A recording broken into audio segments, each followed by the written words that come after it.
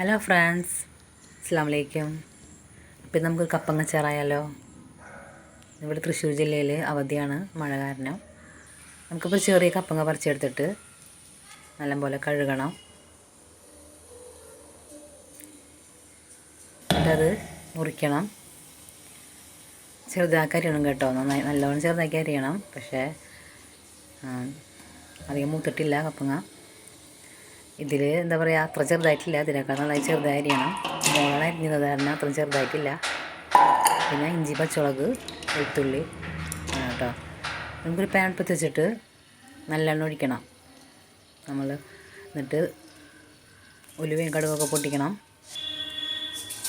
പിന്നെ കറിവേപ്പില, പച്ചമുളക്, ഇഞ്ചി, വെളുത്തുള്ളിയൊക്കെ നന്നായി മൂപ്പിക്കണം. അതിലേക്ക് മൂത്ത് വരുമ്പോൾ എന്ത് ചെയ്യണം, കപ്പങ്ങടല്ലേട്ടാ. മൂത്ത് വരുമ്പോൾ മുളക് പൊടി, മഞ്ഞൾപ്പൊടിയൊക്കെ ഇട്ടിട്ട് കുറച്ച്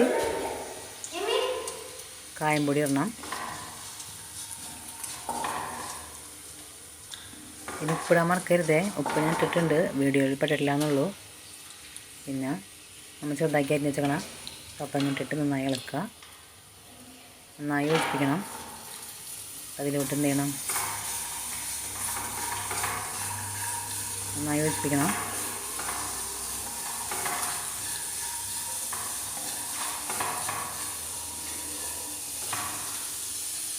കുറച്ച് വിനാഗിരി ഒഴിക്കണം കേട്ടോ. അടിപൊളി അച്ചാറായിട്ട് നല്ല ടേസ്റ്റാണ്, ട്രൈ ചെയ്യണേ. Thank you.